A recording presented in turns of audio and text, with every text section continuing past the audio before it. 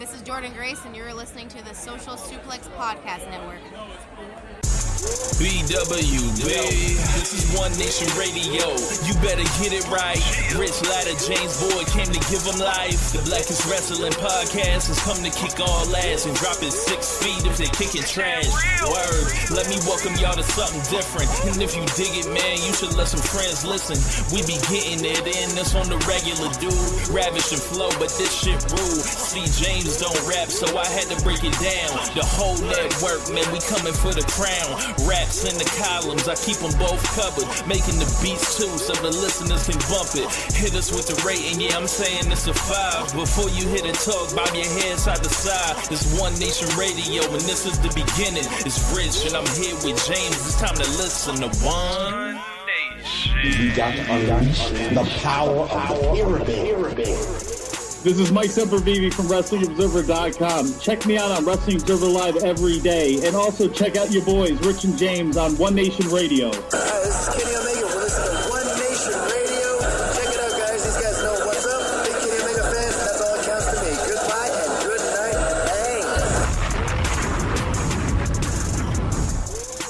Hey. Welcome to the July 11th edition of One Nation Radio, coming to you on a Thursday evening. We took the weekend off. I was very tired over the weekend, had a very busy weekend trying to catch up with the G1. I was out of town at a certain point, and but yeah, we here on this Thursday evening. James, what's going on, man?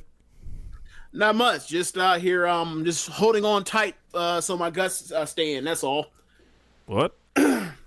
Yeah, like food poisoning the other day. So like I'm out here just soup. Just soup. Damn. Yeah. So, man, feeling bad out there. Looking bad. Real bad. Michael Jackson. Yes. Like doing worse than Ring of Honor right now. My God. But we got a lot to get to today. We've got like a huge weekend in wrestling coming up. Just every promotion you can think of is doing something. Of course, Impact had their show this past weekend. I think they're like the only ones not getting in on the fun this weekend. But there's all those days of the G1 coming up. There's AEW Fight for the Fallen Sunday. There's Extreme Rules for WWE. There's Evolve Saturday. So we're going to just, slice and dice all over the wrestling world here today. But first, we got to start with the G1 in Dallas, the opening day. James, you enjoyed the show live as it was going on, as you were in Japan. Do I have this correct? Yes, I was in Japan for, how long was the show? 3.5 hours? 4 hours? It started at 7, ended at like 9:30, right? Nah, it had to be longer than that. It started at 6. 6 ended at 9:30. Yeah, so 3.5 hours. 3.5 hours I was in Japan. I'm not Access TV, I'm not doing that. VPN, get it done. Yeah, like the same thing happened for the Cow Palace show last year. I'm not playing around. So sorry, but thanks New Japan World. Yeah. So I guess we have to talk about like two different things, like the business reception to it, like with the crowd and everything like that, and then how good the show was. So let's start with the show. Like, I thought it was an awesome show. I watched all the undercard tags, and I watched everything except Bad Luck Fale and Evil because I don't have time for that in my life. I'm good. Like when it comes to the Bad Luck Fale. I don't need any of it. And Evil, if it's not Tomohiro Ishii or some type of war, I'm like, I'm good. So, yeah, man, what'd you think of the show overall? I thought it was a good show. I thought it was, actually, I take it back. I thought it was a very good show. I wouldn't necessarily go all the way to say great because there were things that, while I thought were very, very good, were things that I thought it'd be kind of or at times, or things that I just, things that kind of like brought me out of the show at times, like the way that Kenta just completely beat the piss out of Kenta, or out of Ibushi. Like, I understand that's a style, but like if that's your style, then then this needs to be a shoot because like you gonna you hit me like that, you gonna run my fade, bro. Like I'm sorry, he beat the piss out of him. So, and then also he's on that hurt ankle, and I was worried about his ankle. I thought he broke it the way he was hobbling around. Like if you got Ibushi like that hobbled, then like oh my god, he feels pain. Could you imagine? So Dave wrote this big thing on Ibushi in this week's Observer that dropped like a couple hours ago. I think you should check it out. It just gives you more insight on the level of pain that Ibushi is willing to tolerate, and he goes through it. And he's just a freak of nature when it comes to pretty much everything. He's 37 years old. He does not have a regular workout regimen. He says he's taking bumps like in the street all his life. He knows how to land. Like, it's nuts. Like, this dude's a cyborg. But as far as everything else, like, I don't know. I thought it was a good show. Like, I didn't think there was anything like stop the presses. This is like, one of the greatest matches of all time or anything. But like, it was the first day of the G1. I kind of explained. I forgot who I was talking to. I was like, so on the G1, these dudes are priming to peak at a later point in the tournament. This is typically not going to be the best day, but it's still really fucking good. like I would probably anticipate that, throughout the tournament, and then, in the middle, there's a little dip when they're tired, and then they'll fire back up for like the last 4 or 5 shows or whatever. So this is a marathon. If this is your first G1 watching it, strap in and just, I would not pay too much attention to the undercard tags. There are ways to figure out, who, because they move stories forward in the undercard tags, but there are ways around watching that where you can figure that out. But yeah, I love the show though. Last year, I actually was like, I'm going to watch a full G1. I'm going to watch the entire G1, and then I went through night 1, and I was like, these fucking tags, I can't deal with it. And then the first night was like Adam Cole versus like Fale or somebody in Bullet Club, and they started that bullshit. Heyman I was Page, like, yeah. And I was like, I'm sorry if I said something else besides Adam Page, but I was like, I can't do this. And I was like, I got behind, and then I got behind. I was like, and I kept hearing how y'all talking about how like Jay White and like Tama Tonga and Fale were on that nonsense. I was like, nah, I'm good. Like, I'll just cherry pick the good matches like usual. So yeah, you're right about that, because it's like this. I mean, it's the show was what the 6th of July. Like the final is until like the 12th of August. Like there's going to be a shit ton of matches. Yeah. Like what is that? That's 91 matches. Lots. So yeah. So it, like the tag thing, that's up to you. Like I found out somebody I thought like for sure was watching all that. And he was like, "Oh no, I'm not watching those tags." So I was who like, shall remain nameless. Yeah. We don't want to still get or break the gimmick or whatever. But yeah. But yeah, like they're definitely going to start peaking, and like it's going to come down to like those last few nights of each block.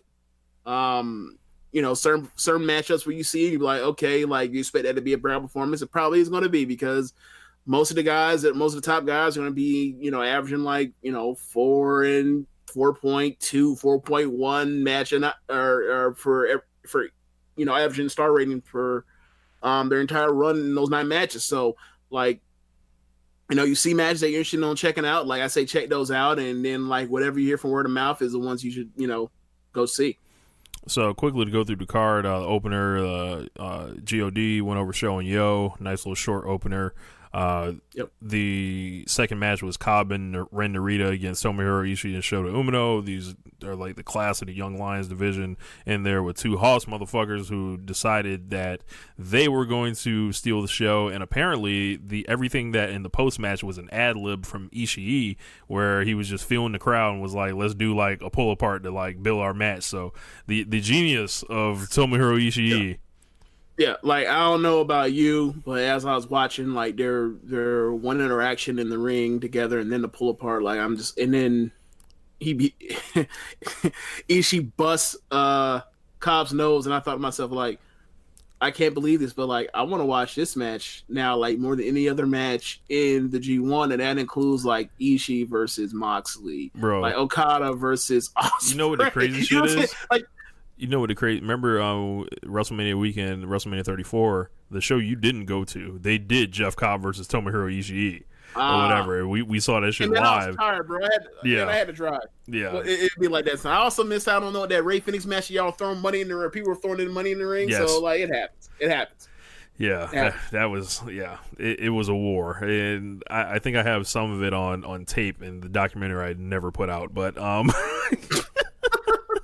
yeah. Then we had Goto and Yoshihashi against Jay White and Chase Owens. Hiroki Goto got the win. He looks like he's in ridiculously great shape, and he's like motivated, and maybe we'll get great match Goto because he is there, and you know this is a block where it looks like he can have a lot of good matches. Like him and Ishii is always a pleasure. Seeing those two bulls beat the fuck out of each other.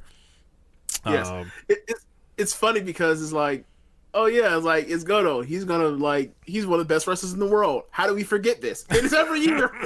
It's every single year. It's so funny. He's like, he's one of the best wrestlers in the world, and he's in great shape. Like, you know, it's like, oh, okay. Yep. Jay White was getting fucking booed. Even the crowd in Dallas wanted Goto to kick his ass. Yes. What did you think of the beard, James? This is your first time seeing the beard. Oh, Jay White. Yeah. I mean, whatever, man. Like, it's a look. It is a look. At one point, I thought he looked like Bucko Bruce from the Buccaneers. He just needs like the dagger in the knife or the dagger in the mouth, and the hat. Like, I guess he can get that hat from Juice Robinson. But I don't know whether he's going through something or what. But you know, I felt like he was a lot more swaggerific, like at Wrestle Kingdom. Oh, I thought you were. I'm like about to say like he going through some last. I was like, oh, so you think like this is his like he lost the belt, weird music and red balloons phase? Is that beard, bro? Like somebody gonna have to write like about that period of Okada. I don't know what the fuck, like. It's so funny looking back at it in retrospect. It's like, okay, so for almost like a year, maybe probably longer during that title reign, that historic title reign, is like every time he faced somebody, the crowd was dying for him to come off that belt,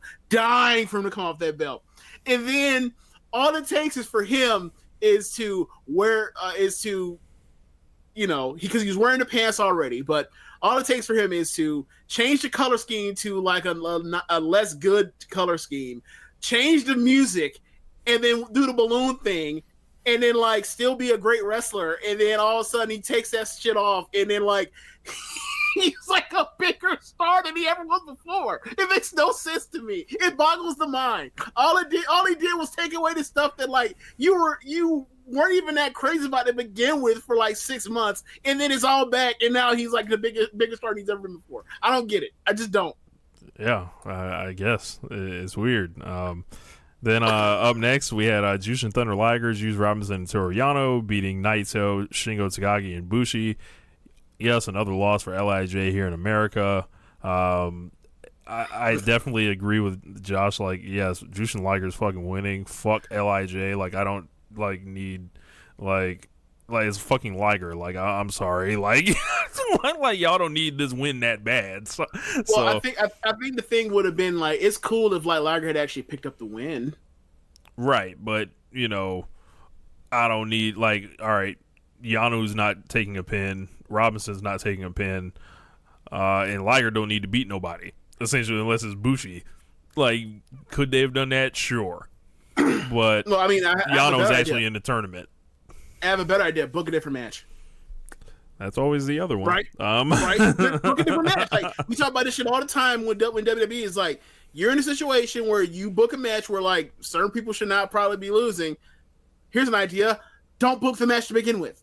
I think we will be touching on that later, but oh God. Up next, the first of the G1 block matches, a fucking incredible match between Lance Archer and Will Ospreay. Lance Archer got the win. Best match of his fucking life. Will Ospreay just continuing to stick it up the ass of Seth Rollins and several other corny sounding motherfuckers. But this match was fucking great. It was like, from the opening bell, just super fast, super, all the big moves, the athleticism, a big dude kind of matching Will Ospreay, and Ospreay didn't look any worse for losing. It was just like, this is the pro wrestling I grew up on, James. Yeah, I remember making them comment, or I had the thought that during the match, like, this reminds me of like 96 babyface Shawn or whatever else, like versus like Diesel or versus Vader or versus Mankind, where it's like there's an element of danger and he's getting his ass kicked in, and the only way he could possibly like have or equalize it or get ahead is to do something out of this world to or something or take some type of big risk to get ahead. And eventually losing at the end. I thought it was a really good match. I thought that the most impressive thing about the match was Archer. Archer came out there with some of the worst fucking hair I've ever seen in my life. Right? New gimmick. He was out there looking like that. Like he was out there looking like somebody put on a cover of some 80s metal album cover, right? Or that man was looking like a sub boss in a Mortal Kombat in the Mortal Kombat movie or something like that. Somebody like that's not credited. I mean, or he was looking like somebody that like a stage boss in like Streets of Rage 2 or some shit like that. That too. So yeah, definitely. So anyway, so I thought that was, you're right. Like the thing that was most impressive for me was Archer. Honestly, in that match, and Archer's not somebody that is like that. He's not like he doesn't do it for me flat out. So I thought this was a really good show for him, and I thought it was hilarious how like. He beat him with the fucking claw in Dallas. Yeah. I thought that was hilarious. Go out of your way to see this match if you have not seen it. All action right from the top, just over 18 minutes. Bad Luck Fale and Evil. Bad Luck Fale went over Evil. Apparently Evil tried to cheat, and it backfired. Evil brought in a chair to use. There were two chairs. He tried to bring in one to use, and then like the refs took one from him, and then Fale used the chair after like doing all that cheating last year. And the commentary put over how so many matches he got kicked out of, which raised the question: why the fuck is he in this tournament then? So then the person that tries to cheat is Evil. And then Fale like takes him, oh, you try to cheat? Well, all right, well then I'll show you how to cheat. And then he beats him. It's like, all right, I feel no sympathy for Evil. You're a fucking idiot. Fucking moron. You're damn dummy. Yeah. Like that would have got him on Geek of the Week. Yeah, LeBron James, you bum of the week. Yeah, that shit too. So yeah. Yep. All of that. Then we had Sonata over Zack Sabre Jr. I really enjoyed this match, and I'm not one for the Sabre shenanigans, but he didn't throw them on nearly as much as he normally does. Sonata matched him hold for hold. It was fast, and it was a creative finish. I thought this was just an excellent, like, speedy technical match. Yeah, I thought at the beginning, they got out to a really fast start for a Sabre match instead of, trade. Like, so a lot of it was about, Sabre is about, I play defense against the fun, which is these dudes do explosive stuff, so I'm just going to sit out on them and put them in holes and lay on the floor. So a lot of it is Sabre tries to do that stuff, but Sonata has an answer for it to counter out of the counter. Right. So that was interesting, and you see the frustration build. But for me, like I thought it was a good beginning. For me, it tailed off in the middle. Like I just the middle, like it got boring to me. But then it picked back up. So I thought it was a good match. I thought it was a real good match. Yep. But like in the middle, it kind of lost me. I know Chad loves this match, so I think that was his favorite match of the night. So shout out to Chad. Then we had Kenta beating Kota Ibushi. Beat the shit out of him. Ibushi basically gave that man his like if you guys remember how we talked about Adam Cole and Ricochet, right? Where when they walked back through the curtain, like Ricochet, like would they had to shake that man's hand or thank him for the match or something like that. Like Yep. Kenta needed to thank Ibushi for this match, like even on a higher level than Adam Cole or Ricochet needed to thank Adam Cole, was because he actually took real punishment for this man. He was rehabilitating his image, like his career, essentially. And I don't think he's necessarily like, fucking Kenta. Like, the reputation that I was sold 5 years ago. He's not that, but he's definitely not Hideo Itami anymore. So yeah. Like I wouldn't even say he was as good as he was against Aleister Black. Was that a year or two ago? But like, I mean, it's Ibushi's the top guy, and he went in there and he fucked him up, right? So it's like, what more can you ask for? And it wasn't like he was bad, or it wasn't even like he wasn't good. It just he wasn't like one of the. It felt like somebody that's still working himself into form, and there's still room to go, and there's still more room to go from there. Because he hasn't been wrestling regularly.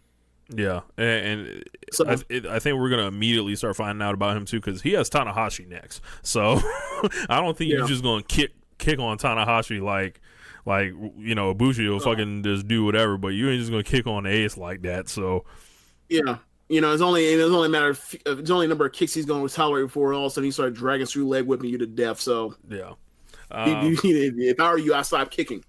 And then in the main event, Okada was over Tanahashi. Electric environment when this one first started. I felt so happy to be able to see these guys come to America and get that appreciation. I remember meeting Tanahashi a couple years ago and just thanking him for, like I was like, without this dude, I don't know if like we're watching fucking New Japan Pro Wrestling right now. Right. It's literally like it's Ibushi, Nakamura, Okada, Tanahashi, and maybe your boy, not Sanada. My God, Kushida. Yeah, it's just like this was like almost a thank you for the era, essentially. Like, and it felt like the end of the. Every time these guys wrestle now, I kind of say that. I remember I gave them this glowing review after the fucking Dontaku match last year. So I'm not getting duped by these motherfuckers again. But this one didn't feel like last year's matches. Right. But it was celebratory in a sense for me. Yeah. I thought for such a small crowd that they went absolutely bonkers for the beginning of the match. And honestly, as it happened, I was like, damn, I didn't go to this thing. But it's fucking Dallas. It's like, fuck. So anyway, so yeah, I thought it was a great match. I thought it was the best match on the card, which is like, it's of course, like it's Okada and Tanahashi. Yeah, like it was more of a, you've seen it before. It's amazing how they keep finding new ways to get you with the stuff they've always done. Bro, when he fucking yanked him down during the Rainmaker pose, I was like, holy shit. Yeah, with the small package? Yes. Or like the victory roll. Yeah. So like that, the roll up, yeah. So that, like, one of my favorite parts about any Tanahashi match is like the same thing as when we talk about Okada and the dropkick. It's like, when is he gonna slap the shit out of this young punk or standing across from him and say, bring it on and bring it the fuck on, or you can't stand in the ring toe to toe with me? And like he got, he risk control. Oh my God, he's done. Like, nah, let go. I said let go, goddammit. So Tanahashi's got that Jason Kidd like hand strength. Oh, yes, Tanahashi definitely has kung fu grip. Andre Iguodala also has kung fu grip as well. So yeah. Like, you don't know, yeah. So hands of stone. So I thought it was interesting how it didn't go to a draw. He beat him in like 20, somewhere between 20 to 25 minutes. Yeah, so it's 22:04 on that. Yeah. So I thought it was interesting it didn't go to a draw because they love going to draws with them in the G1. So I think honestly, like if I were them, I'd probably never have them wrestle again unless it's Tanahashi's last G1 or some sort of retirement match. Like I would save that sort of thing from this point forward. Like there's nowhere else to do it now unless you're going to take it to London or some shit like that. Yeah, it's weird seeing Tanahashi. Like, when we came in, he was like transitioning out of the top. And then now it's like I just have so much respect for the way he fights off Father Time, the way he looks like broke up. Like, I don't know if this is just him just being this great worker that's working around the calendar or whatever, and making everyone think he's that injured. But when the big matches come and it's time to turn up, he's the fucking ace. Like, I love Tanahashi. Like, I just do. Like, so my question for you: did you wince like how I winced when he did the top rope to floor high five flow? No, I got fired up because he didn't. I was like, oh no! And then he immediately did it, and he immediately rolled over and grabbed his knee. I was like, oh, come on, you ain't got to do this. You ain't got to do this. I got fired up because I'm like, I know this dude. Like, when it comes to these matches and the big ones, he's going to put it on the line. Like, this is what he does. So, but anyway, you know, it was a great match. Okada got the win, get the first 2 points in a block. You know, I'm interested to see like where the B block goes from here. Of course, the first day of the B block. Let me pull these matches up for the B block. We're gonna get real petty real soon, aren't we? Yes, we are. Can you feel it coming, God, James? Here we go. Oh God. So B block action, of course. We're gonna pull that up here. I'm just stalling while this thing loads. Well, I know one match is on the first night of the B block because it got a lot of discussion yesterday. Yes. And, I was quite perturbed, to say the least. But yeah, the first day of the B block. So we've got Juice Robinson and Jeff Cobb.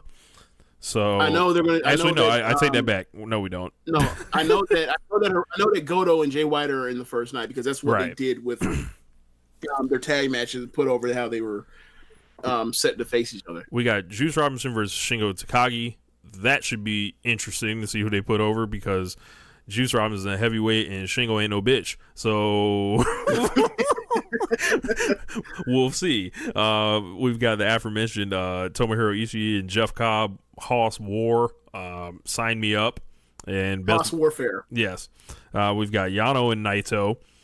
We've got Goto and Jay White. And then Jon Moxley versus Taichi. Yeah. Yeah. So I think Jon Moxley is going to kick the shit out of Taichi. Okay, so yes, he's going to fuck him up, of course. But like, that match is going to go for length. I don't think it's going to be like he's going to beat him inside of 10 minutes. I don't think that. But you do. I mean, I was kind of joking, but I mean. Oh, okay. Yeah. I think they're gonna have a back and forth match, and then eventually, like, Moxie just wins. Yeah, the Death Rider. I don't think it. I think if Gato like decides to beat Jon Moxley on night one, he should be fired, escorted out of the business. You know, hottest wrestler in the world, and you're like, yeah, we gonna feed him to this dude. No, like, look, I'm not saying that it can't happen because it's the G1 where literally anything can happen, but the shenanigans, you know, that Taichi brings, they're not as familiar as the shenanigans of a Toru Yano where you're expecting bullshit. Taichi could always just show up and decide to not fuck off, right? But it's Jon Moxley. I think if you do that, it's a tragic mistake to put him over Jon Moxley. So hopefully we don't have to worry about that. So what do you think? What do you think? What do you think Ambrose's record, or Ambrose, my God, Moxie's record is going to be going through this block?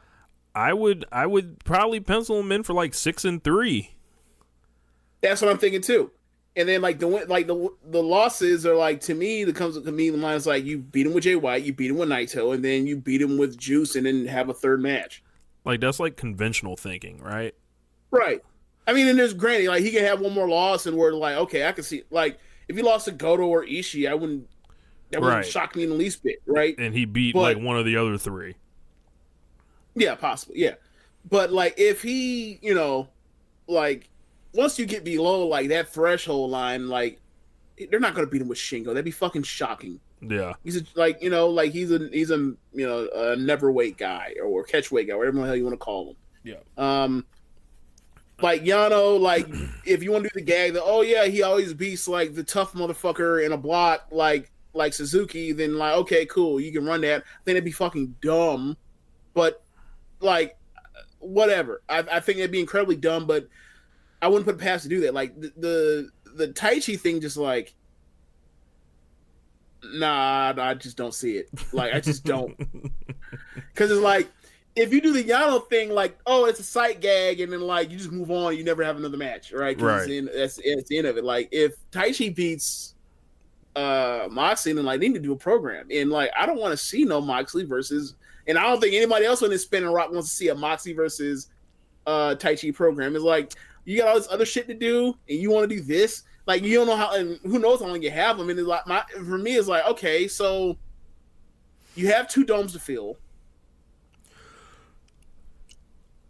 Like Moxley's going to be in one of the 4 biggest matches on, or you would assume he'd be in one of the 4 biggest matches on the card. And like, if the idea is you have to get him to a position where like you can beat him with Ibushi or Tanahashi or Okada or Naito or what have you, or Jay White,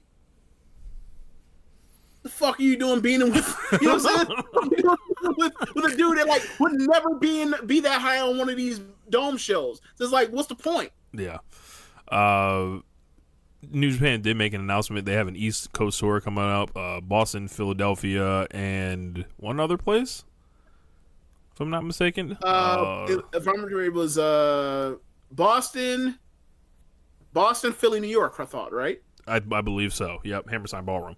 So interesting to note, Ring of Honor is not involved in any of these tours.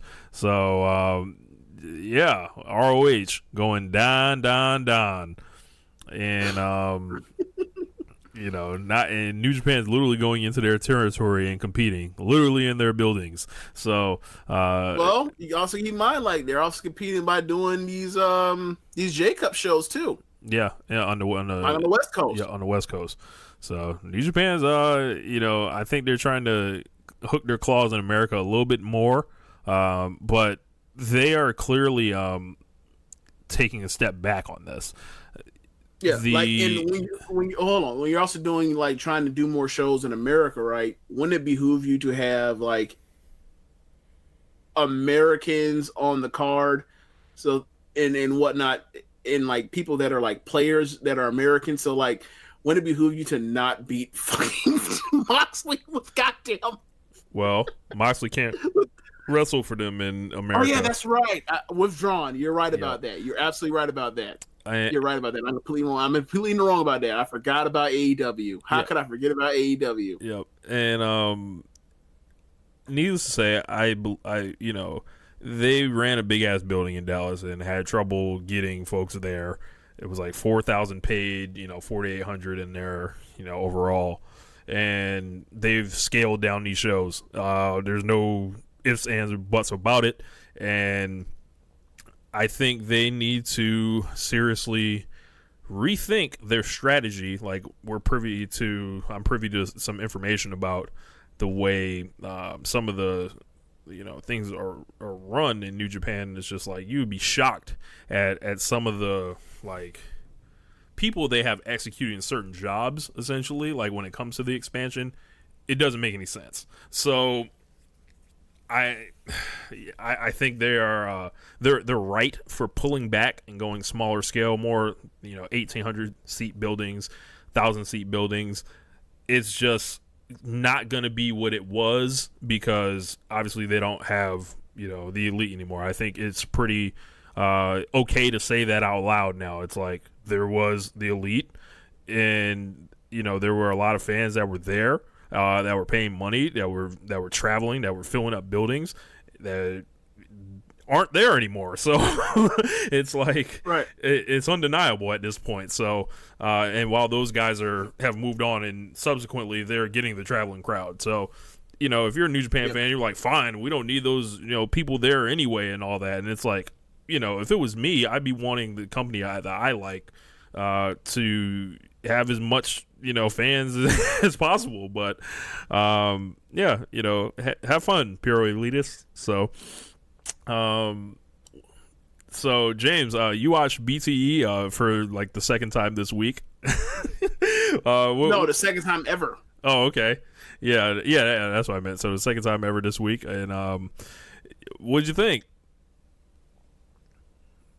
I mean, it's guys being ironically funny, right? I mean, I think the other one I ever saw was the one where Cody and Brandy running out of ski lounge, and they're just basically just being rich, evil motherfuckers, and it was awesome, right? Because they're just assholes. So there was that. I think there might have been also a thing where the Young Bucks were going to some wrestling training spot, and they just basically just super kick the shit out of like students or whatever else. Yes. He's like, that's how you break into the business or whatever else. So yeah, like this one, I mean, I think it's funny that the pictures of them writing about they're having a long-term booking session is just the Young Bucks. Is not like no Kenny, no Cody, and they're just writing stuff down and they're doing their meeting, and then like they're playing off the idea that they're both, or also with Leva Bass, that like all three of them are just totally out of touch and lacking self-awareness, and like they're like, yeah, this thing's working great, like we're getting booed, and like we're getting that X-Pac heat, and then all of a sudden like they just do the Baron Corbin, like all right, that's what y'all want to do. I mean, that's what this. All right, yeah, and I wrote down like the Librarians specifically to talk about here, and this is why I was hesitating to kind of bury it last week or a couple weeks ago, because I kind of remembered the way that they set this thing up, and then it clicked after I watched that earlier this week. Like, hold on, how did they start this thing? Then it was like, it was a thing where they said Tony Khan tried to get them to do this, but we never saw Tony Khan or anything on BTE or whatever. Right. Have we ever seen them on BTE? Because I think his whole deal is like he never wants to be on TV for anything. I didn't know if that included BT or not. No, I don't think he's ever been on BTE. Okay. Cool. So it was like, yeah, this shit will never get over. Like, and then, they went with that big casting call where they had all those fans sending in the videos. So this thing has been a gag from day one. They joked about that Baron Corbin push. They blanked his name out, of course, but you can clearly hear what the fuck they were saying. Long-term booking for the next 5 years. This entire thing is a rib. And I think, like they're gonna be able. I don't know. I think they're playing a inside joke in front of everybody. But right. They absolutely are. But the thing is, like, the people that are tuning in on the pre-show to watch it have no idea what the fuck that is. So, like, when you're like, "Yo, this is unentertaining," you're like, "Well, you don't get it because here's this context." Like, I don't need the additional fucking material. Like, the show's right here. Either it's entertaining or it's not. So it's like, I get what they're trying to do, but ultimately, like, that's not helping your pre-show to get people to want to stay in and tune in to watch the actual good wrestlers on there. And like they put on 2 bad pre-shows back to back. So it's like, I have no need to ever watch their pre-shows ever again unless something changes, unless I hear notable change. And I feel the same way. I feel like most people with some sense feel that way too. Yeah. But I mean, like, I get it. Like, I get what they're doing. I get that. And like, look, it's not in the world that like some fucking comedy thing that they're doing that doesn't matter at all stinks. You would think it does, though. Like, the way people are like, yo, I've literally seen people like, yeah, I've sworn off the promotion because of this. Like, it's like, what? So I don't know. This is what I'll say. If you're that sensitive to something that low in the cards, thinking that bad, then how about we compare that to whatever else you're watching as pro wrestling? Because they're clearly they're Vince McMahon. That's what they're doing. Like, like with this shit. I don't know. I like watching it this week has really put it into perspective. What's going on? I will say this though. It is worse on their part for the fact that like they constantly know. I don't know how much this is going to continue. Don't know, but like the whole premise is that this thing stinks, and we're going to get some some laughs on the fact that like everyone's in on the joke. It's like no, not, the problem is, bro, not everyone is. Everyone is not in on the joke, and so, I think they're trying to. So they need. Yeah, I think they're going to try to get people in on the joke, like because like now that it's out there, I would imagine more people would share my sentiment, but I think it's far outnumbered by people that don't know what the fuck is going on. Like my boy Seahawk today from PW's Torch was like, "Can anybody explain this Librarian shit to give it to me?" It took me like 2.5 tweets to explain it, and then I came to the conclusion: just watch the first 3 minutes of BTE this week, and then it's like they're going to, and as far as like what BTE is going to be in its future form, they don't even know, so it's hard for us to know. Like, yeah. So I don't know. Like, I mean, we're talking about like, yes, it's outsized compared to the stakes of it all or whatever else, but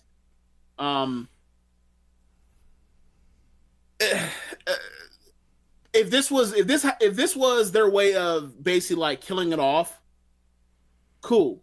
If it continues, like it damn well better be better than what it's been. Otherwise, like they're gonna start getting more of the hammer dropped on them. So, Fight for the Fallen is on Saturday. Looks like a pretty interesting card on paper. We've got 3 people announced that do not have matches booked that us two have a lot of interest in Britt Baker, B. Priestley, and Shoko Nakajima. So I don't know what they are doing, but they are competing on the card. They announced it.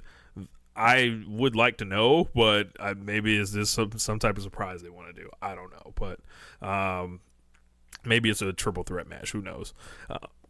We're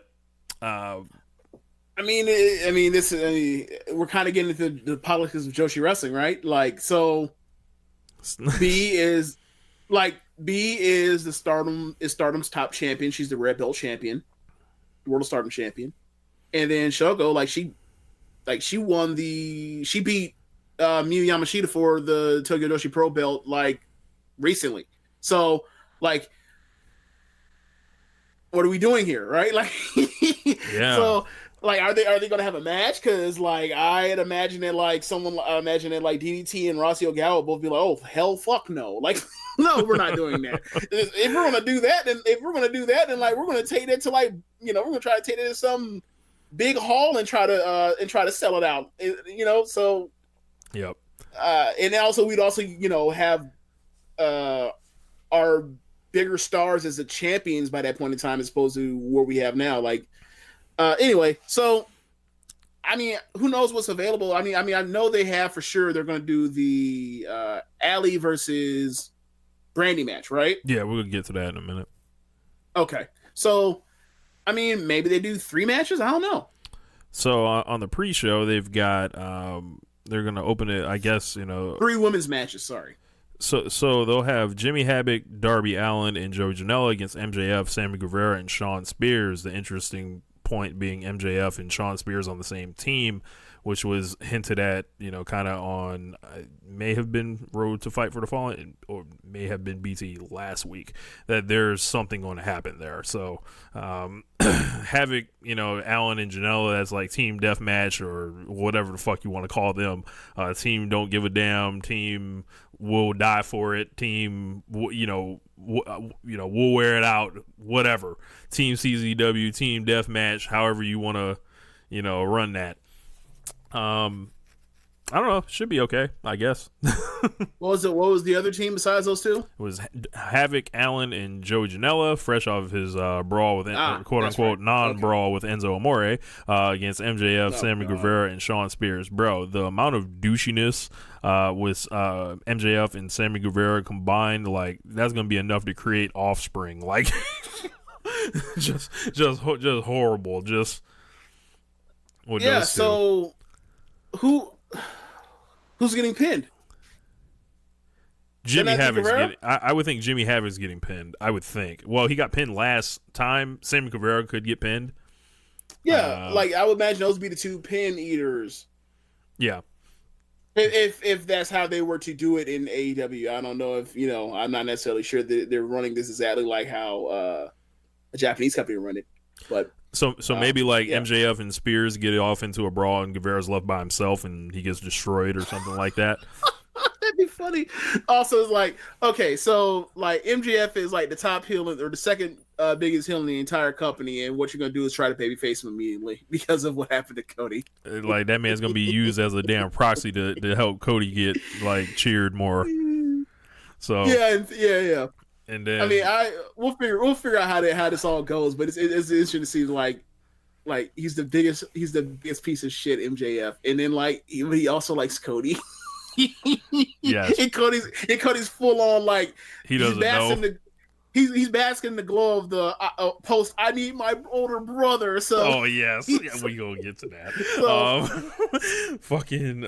like I don't think it would be the worst thing to turn MJF babyface to turn him heavy later on look, man, Cody. We all know it's coming. Yes. Yeah, that definitely works. But I think that you need to get through the Spears things for the Spears match or whatever else first. And like, I'm it's really hard for me to be like, okay, the last show we saw you out here telling us all that our mother swallowed, and then like, and then on the very next show we're supposed to cheer you. I'm sorry. Yeah, I still want my fade, bro.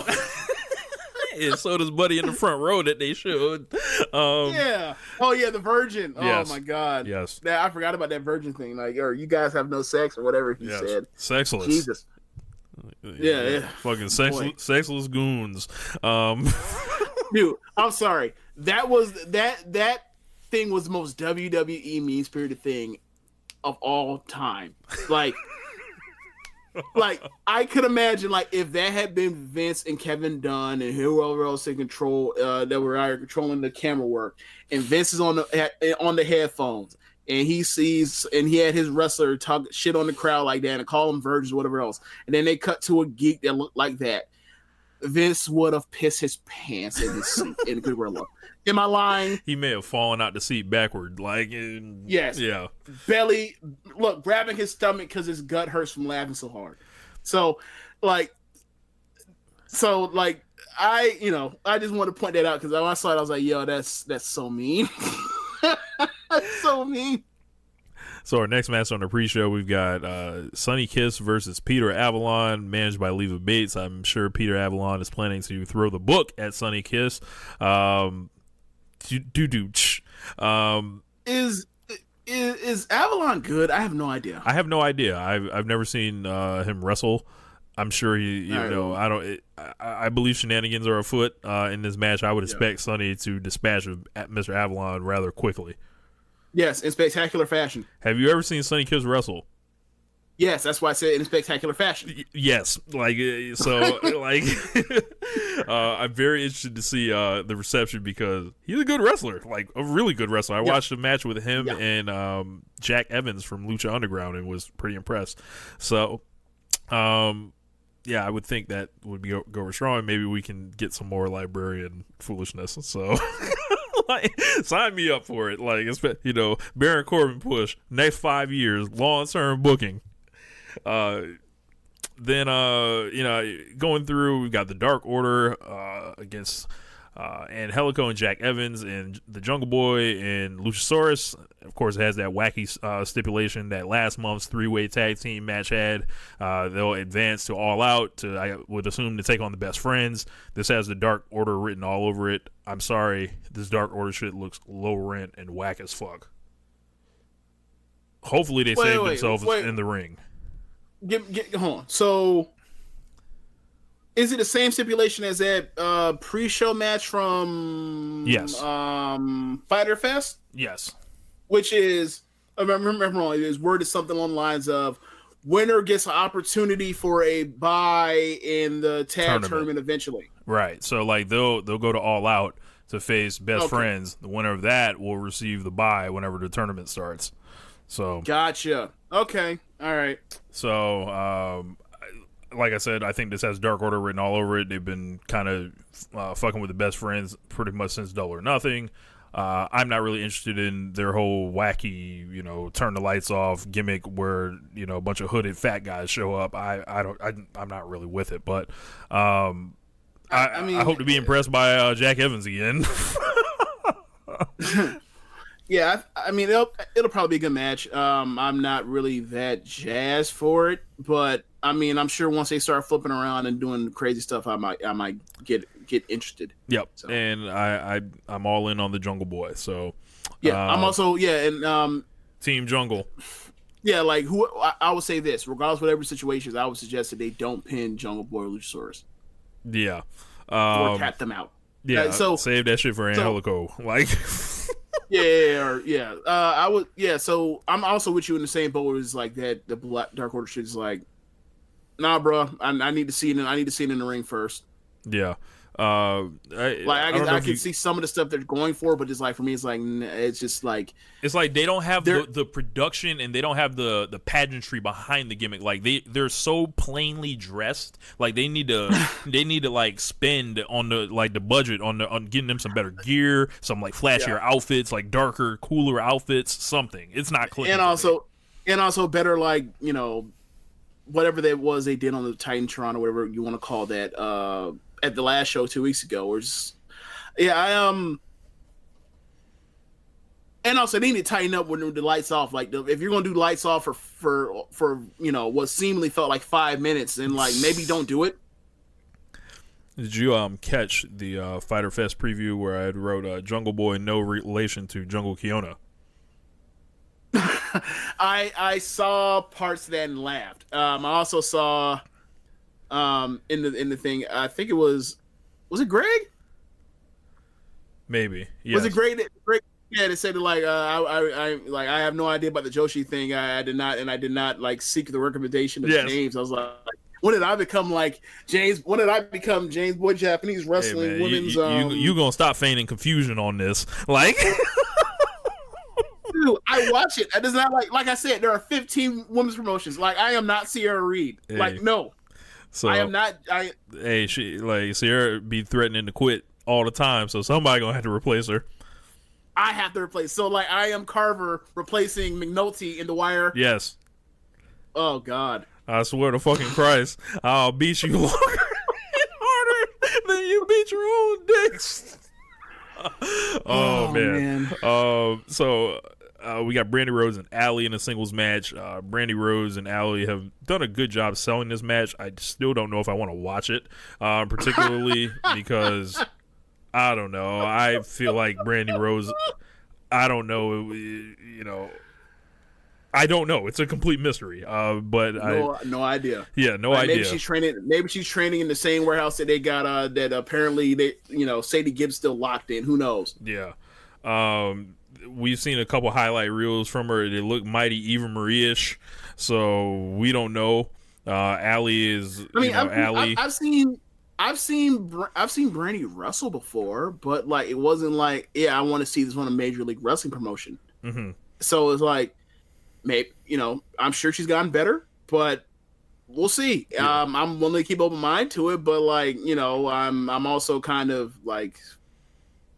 Wincing for Impact and this one being bad. Yeah, and especially like the level of the women's division is just like you see what they're building in AEW, and it's like we might not need you to do this, Brandy, but right.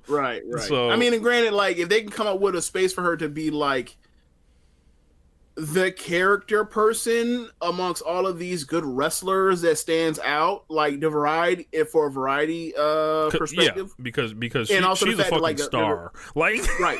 And also the fact that like there's a language barrier for a lot of the women. Like, yeah, granted, like, yeah, that makes sense. But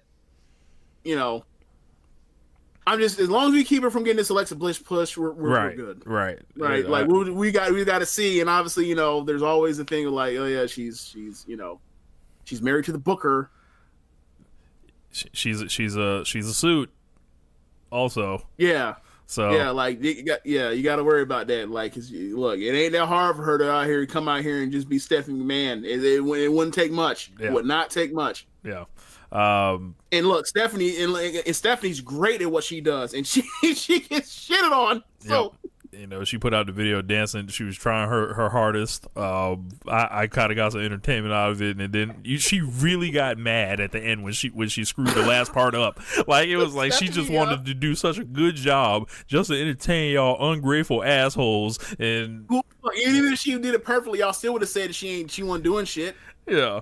Because y'all don't like Stephanie. Good job on you, Steph. Like Steph, I saw that. I saw a couple pictures of Steph at the ESPYs. Man, Steph, Steph, yeah. Did you see the picture of at the ESPYs of Steph and Triple H sitting together, With and Roman. then in the front row they had their son Roman. And everybody looks so happy, and I was like, this is a nice moment for them. I mean, they paid for it, and but whatever. Yeah. Or quid pro quo, whatever you want to call it. Like, it's obviously connection. Like, yeah.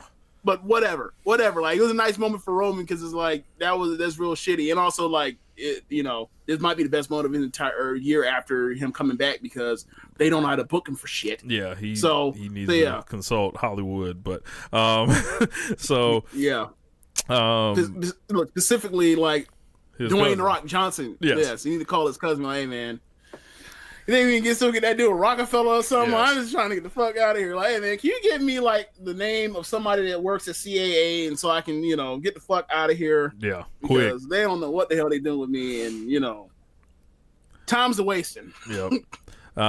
So we got Adam Page and Kip Sabian. Sabian was on commentary last month. Page, this is going to be his chance, another chance for Adam Page to be impressive, to show that he can do something. I saw an interview with him this week, and it was fucking horrible. And I was like, this is not a top star. I believe I sent it to the Social Suplex Messenger thread. It was like a 1-minute promo he did with Marvez, I believe. And Marvez, I think he's really talented in a backstage interview role rather than being on color comment or lead commentator. And it's like he threw it to him for 30 seconds, and it just felt like this dude had nothing to say, and he froze, and it was just like, oh man, Jericho has his work cut out for him. And Jericho has a live mic. They're advertising, he's gonna have like promo time, so we'll see how that all goes. I think that I would like the live mic with Jericho isn't like what would intrigue me. The live mic plus knowing that oh yeah, he's also like taking in a fifth of whatever liquor he wants to, like that would intrigue me, right? That would intrigue me a lot more. But like, oh yeah, he has a mic. Like, Jericho knows how to act when he's not drunk. How about when he's drunk though? Yeah. We'll see what Paige does. And we got the tag team match with SoCal Uncensored, who are upset. I think this will look. I'm not confident, but if you were to ask me, like, is Adam Page about to have a great match? I would right now, or this coming show, I'd probably say yes, because that's the only reason why he's in position to go out here and have great matches, and he hasn't had it yet. But like, this is the last chance he has before he goes to challenge for the title, or right. So maybe now would be the time people would be like, oh, that's why, right? And then be like, okay, I want to see this now. I know he's going to lose, but I still want to see this, right? And the thinking on it is, Jericho's going to be your first champion. You don't want to give him any of the top people off the, like, you don't want to give him Cody right now. You don't want to give him Kenny right now for the title. Like, or Moxley. Yeah, or Moxley. You'll give him Page or whatever, and then get him the fuck out of the way, and you can rebuild him back whenever. Like, that's literally what we've been saying on the show. Good on AEW for figuring that out, if they figure that out. Like, we got Jericho basically to be like, however long his deal is, but like at first, like, he's like Buddy Rogers, is like established guy, give him the belt, then have him like be the first champion. Then like eventually we're going to have a Bruno Sammartino type come beat his ass for this belt. it'd be our first real superstar rocket strap guy champion. Right. There's a lot of parallels there. A good observation, James. Well, I thought everybody was working on that kind of program. I didn't. Well, the Buddy Rogers thing in particular, like that you said. Like, okay, like that's gotcha. That's a good way to tie this in to the birth of a promotion and things like that. They then the SoCal Uncensored is upset that they have been left out of the best tag team in the world conversation, and then they got announced in a match with the Lucha Brothers. So they gonna lose. You got it. So I am looking forward to seeing Scorpio Sky in there with those two guys. Kazarian's Kazarian, whatever. Is it Scorpius? Oh, is it Daniels or Kazarian? It is Sky and Kazarian. Okay, But all right. Daniels will be out there as a manager or whatever. And That's right, because that's right, because they did the promo in the middle of BT, and I didn't think that was them being late for the thing was funny, especially Avalon and how Mr. Flight's like, okay, I miss flights. Yeah, it's life, shit happens. Then Lucha Brothers looks like it's time for them to get on the board here, and Definitely. So up next we got Kenny Omega and They're definitely gonna be the most over out of those two teams. You said what? They're gonna be the most over out of those two teams. Do we know that for sure? Yeah, Because SCU is ridiculously over. They were going back and forth with the Young Bucks. The Young Bucks in the semi-main events of the show. Right.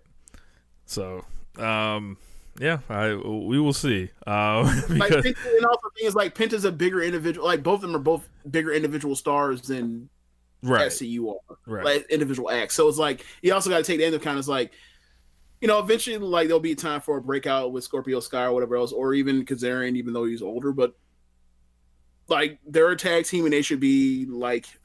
It's funny because they're both bald too, but like they should be like probably better push like versions of like Lorcan and Birch and like in the tag division NXT. It's like it's like the same thing. It's like they have instant credibility because of what they've done before, and you can beat them with anyone, and they can also win the titles eventually, and no one will bat an eye in either situation. Yeah. Then we got Kenny Omega and Shima. The singles match is a dream match. Shima, they've never wrestled before. We know Shima's like legacy in building Dragon Gate and being just such a huge influence on literally the modern wrestling style from about 2004 or 5 going forward. Kenny's Kenny, y'all know who the fuck he is. Probably looking at his first win here as a single in AEW. I'm expecting a really great match here. I'm expecting a great match too. Do you have any concerns that we may not get it? So I think there's a difference with Shima where he will realize he's not in the opening match. And Kenny, I think it will probably be itching to have a match with, like, that's literally his thing, is wrestling Asian guys, like, from literally, like, going back to fucking DDT, and he has all his best matches against, our fellows from the Far East, and I think he'll be up for it. I'm not worried about Kenny. Obviously the match was meant to be just a good solid match, but I don't know what the age factor is, and like asking like, yeah, we need you to reach back for like 97 Shima, can you do it? I don't know. I don't know enough about him but I know some people, that traffic in like the Dragon Gate circles and different other Japan promotions in Japan were saying Shima was their wrestler of the year last year. So okay, if that's the case, then never mind. I just didn't know, because like you look at the body, like he looks dynamite, and he looked dynamite just like everybody did in that 6-man tag, right? At All Out, but match with Daniel was just good, and like they clearly look like these are guys that are super duper talented or were super duper talented at one point, and like, but like they were told to go out there and have a certain type of match, and they went out there and did what they were asked to do. And like you say, like, oh yeah, could they have better than a 3-star match? Absolutely. Can they have a 4.5? Can either one have a 4.5-star match if called for it? I don't know. That's kind of how I took it. Yeah.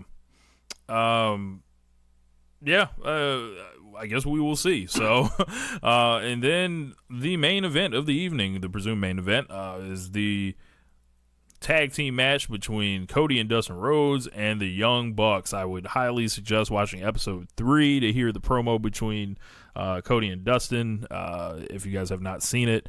talking about the Young Bucks. Dustin Rhodes sounds completely annoyed by the Young Bucks and like these young fuckers. Like Cody was saying, you know, I watched the young. Hold on, the young fucks. Yeah. He didn't say that, but yeah. No, you talking these young fuckers. I was like, I'll just cut it to the shop. I'll make it more appropriate. The young fucks. Yes. Cody like said something like where, you know, he said he watched all the matches that the Bucks and Kenny have been having and all this stuff over the years, and they've never watched the Road Brothers. And he was like, "What are you serious? They've never watched us or whatever?" Because, you know, they were in WWE, and then it was like, "Yeah, we're not about to be ashamed about being on national television and all this stuff." And, you know, we beat the Shield, and they blanked their names out, whatever. Like, so it's gonna be interesting. Like, and you can tell like there are small things that have pissed each other off. Like Dustin didn't like that I need my older brother shit. He did not appreciate that shit at all. He said he was gonna power slam the Young Bucks so hard that their souls would leave their bodies. It was amazing. I think this is gonna be really great, and I wouldn't be shocked if somebody turned at the end of the match.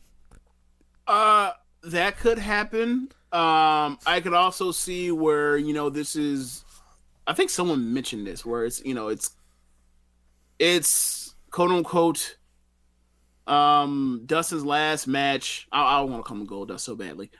This is Dustin's last match, whatever else, or they get some type of standing ovation after they lose, whatever else, and then all of a sudden, like, you see the sign off graphic in the lower third on some NXT shit, and then all of a sudden Sean Spears come out and bust his head too. Yes.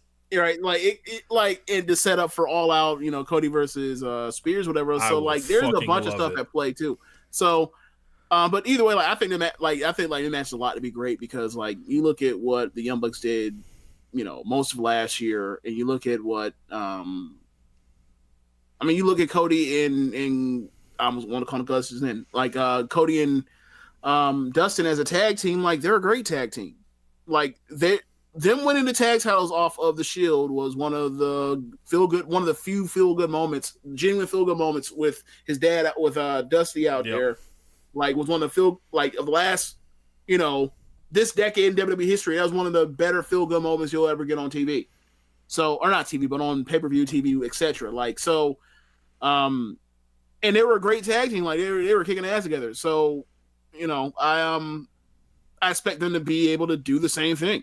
Right, and they were saying the Bucks have been flirting with the Usos on Twitter, and they beat the Usos for 2 years up and down and different stuff like that. It's just really cool, kind of like little digs. I'd like to see the Bucks turn up the assholishness a little bit here, and just like, you know, just be also just lean into that I need my older brother shit. Like bro, these dudes were rubbing fake blood on themselves, like going up to each other, hugging each other, all that shit. Like, these guys are fucking idiots. Like.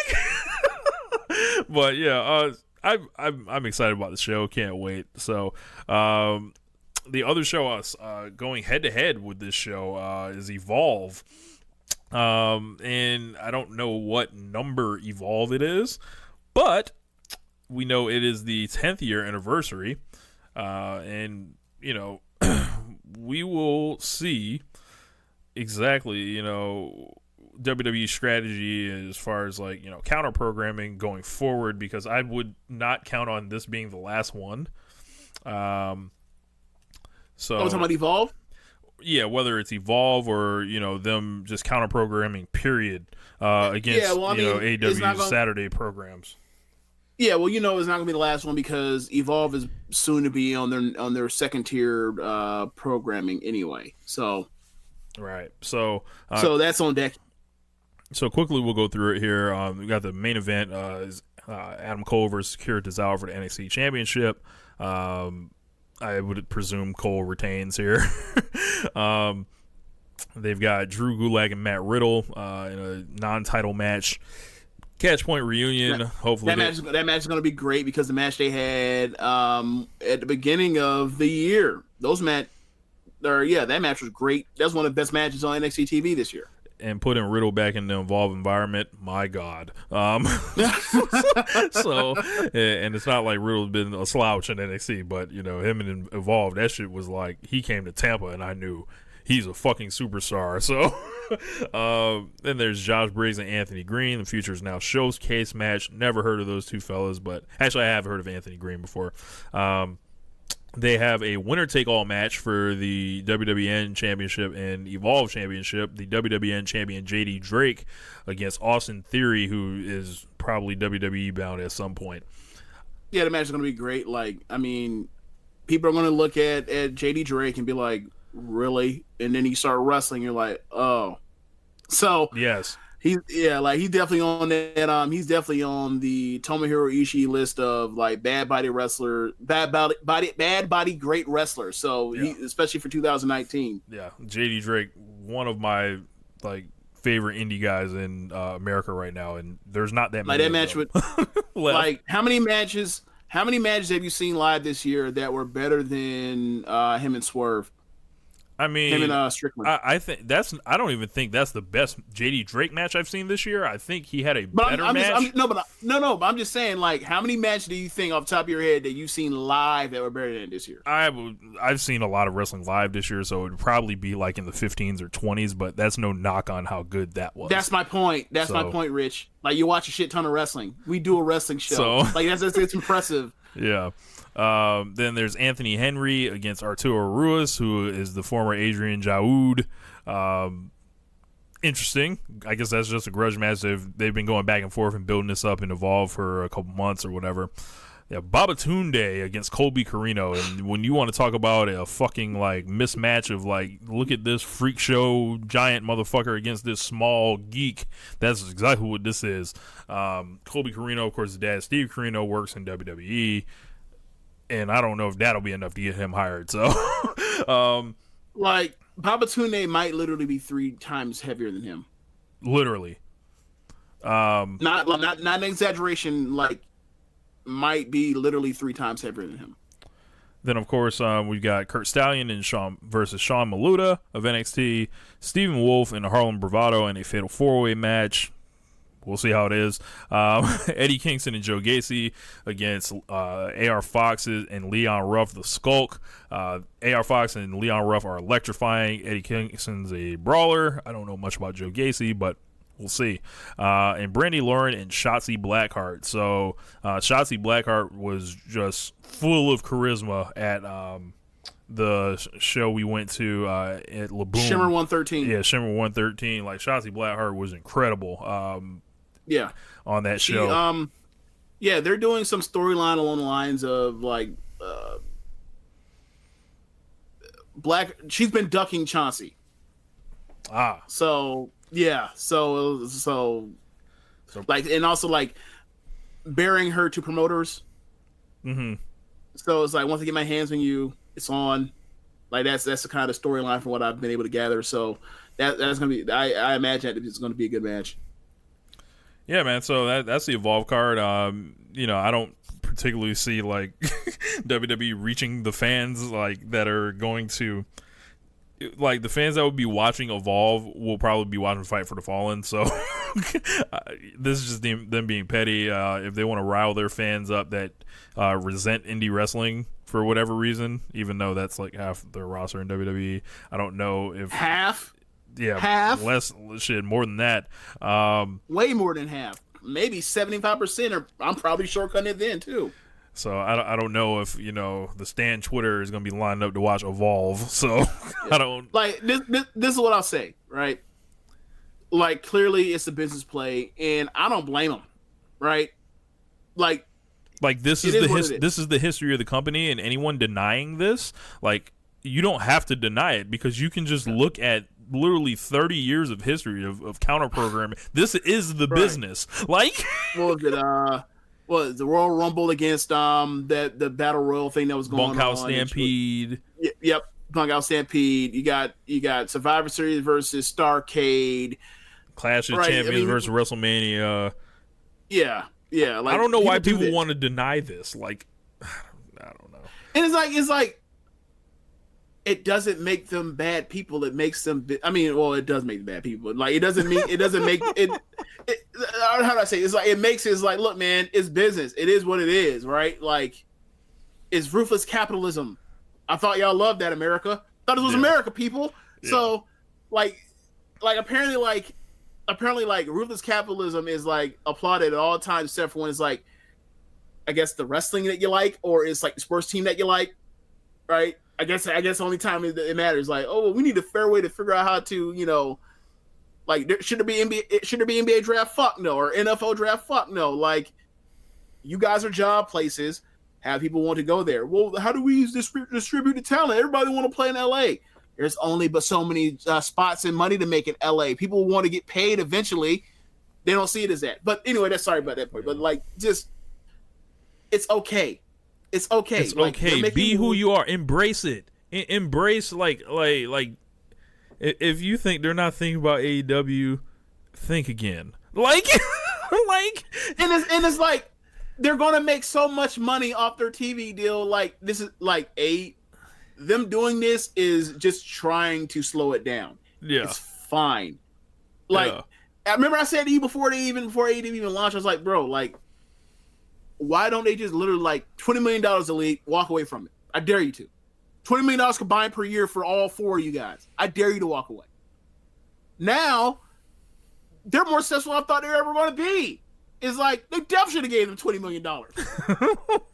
Instead of, repaying or re-signing sorry motherfuckers for 5-year contracts. Boy, we going to keep Mike Kanellis, away from getting hot out here in these streets. Christ. So yeah. Ask about them new contracts. Shit, like, Vince McMahon is not giving out money for his fucking health, like, because he thinks it's the right thing to do. Jinder Mahal deserved this raise. Fuck no, like. Yeah, man.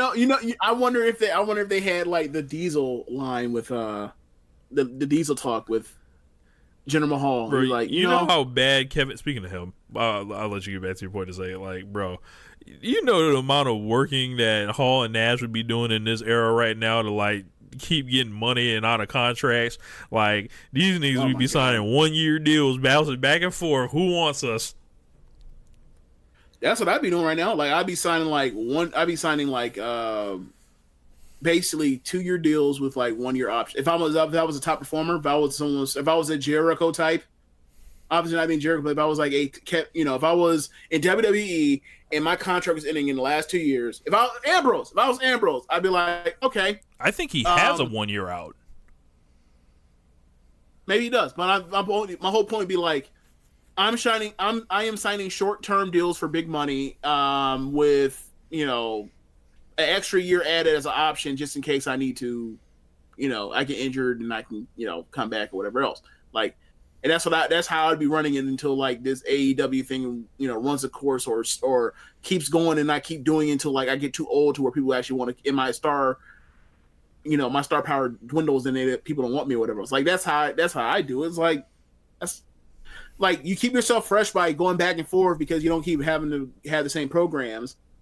So your star stays high because you're doing important things seemingly all the time. And then, like, you don't get oversaturated. I mean, if you go to WWE, you're going to get oversaturated regardless. But you get my point. Yeah.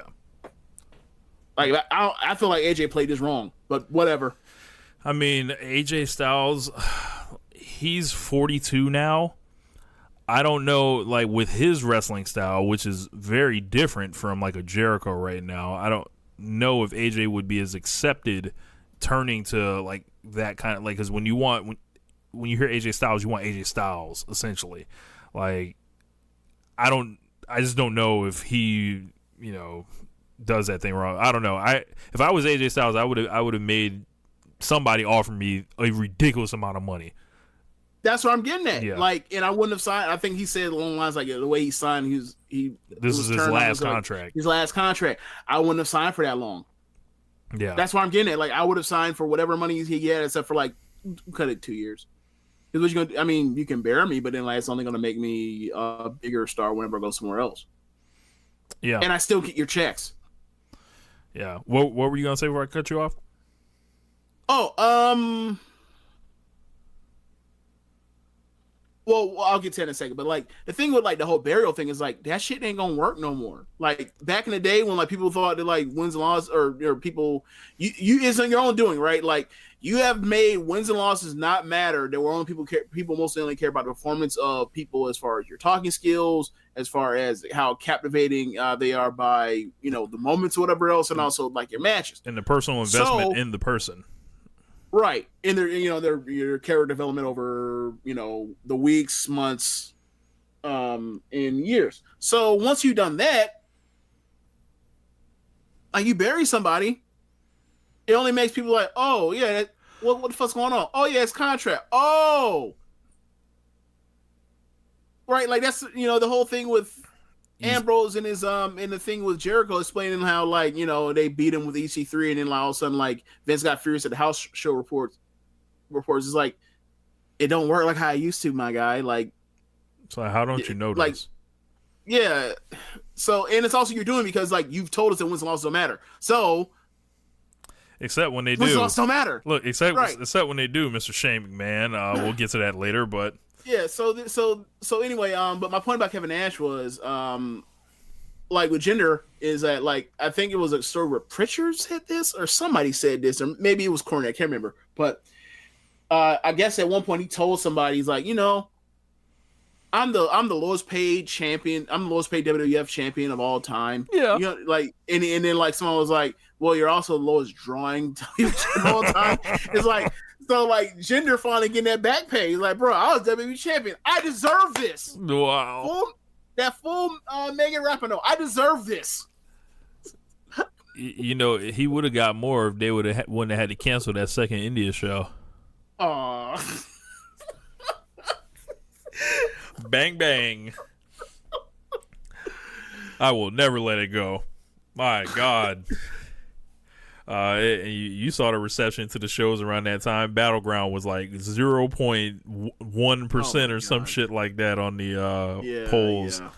Yeah. Yeah, it's funny. It's funny that like you go to WrestleNomics and like they're going through like the observer voting for shows, for WWE shows, NXT shows, Ring of Honor shows, New Japan shows, over the last like 5, 6, 7 years or whatever, and then you see like how like perceptions of the companies on average, like their shows in average years have changed, whatever else. And it's like, no man, like people that they're out there thinking like WWE, like people are getting hypercritical and whatever else. Like y'all want to say that shit in 2016 when like these shows were getting like good reviews, or other times when WWE was getting better reviews. Like no, these shows are worse.